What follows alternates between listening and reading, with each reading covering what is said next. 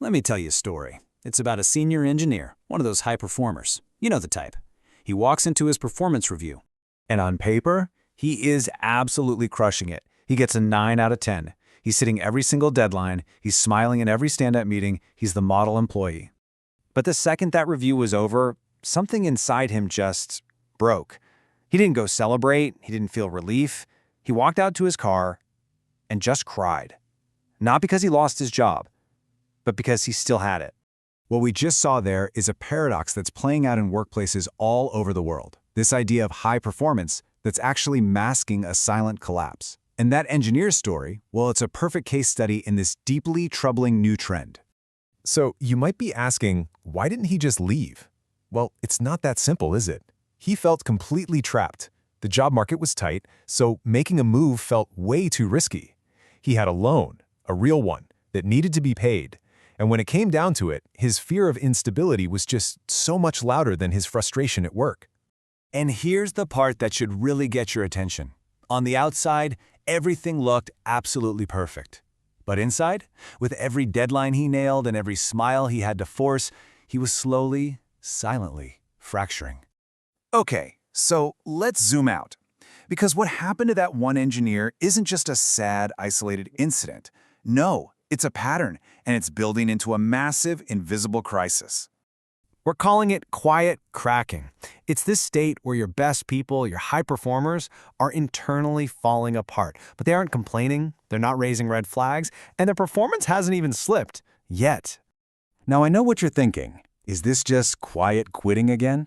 Nope, it's completely different. In fact, it's almost the opposite. Quiet quitting is external. You can see the person pulling back. Quiet cracking is an internal fracture.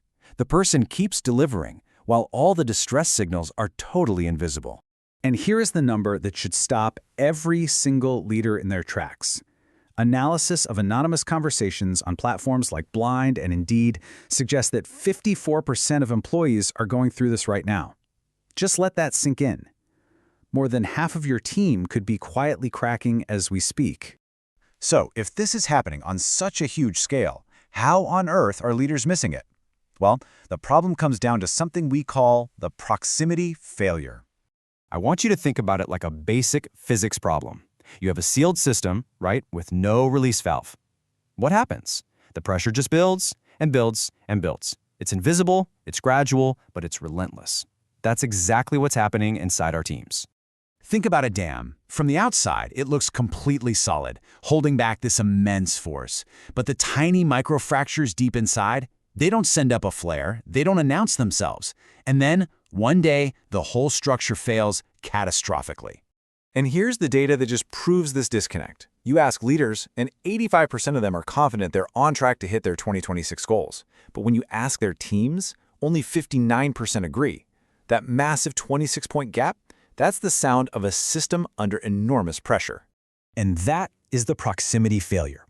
It's when leaders have gotten so far away from the daily reality of their teams that they can't sense the growing distress. They're looking at all the dashboards, all the metrics, they're reading the thermometer, but they've completely stopped feeling the actual temperature in the room. Okay, so if the dashboards and metrics aren't the answer, what is? The solution isn't some new program or a fancy tool. It's a fundamental leadership skill. It requires a truly authentic intervention. And let's be really, really clear about what doesn't work. The fix is not another engagement survey. Come on.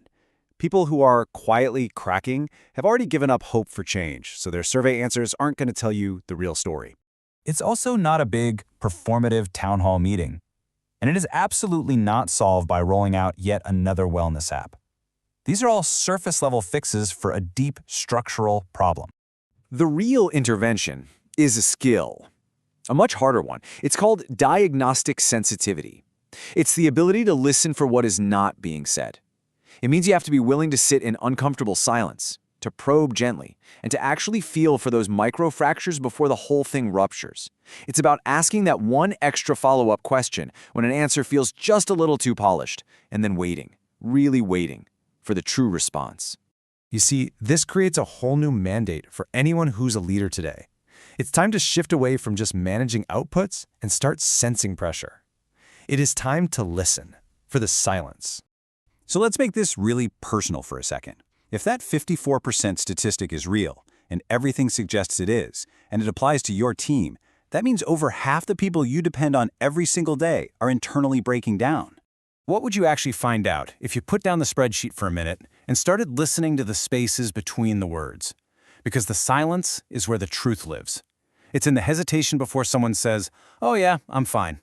It's in the topics your team always seems to avoid. It's in the questions that never, ever get asked. That's where the real data is. Because in the end, the solution to quiet cracking isn't a piece of software or some big HR initiative. The intervention isn't an app. It's a person. It's you.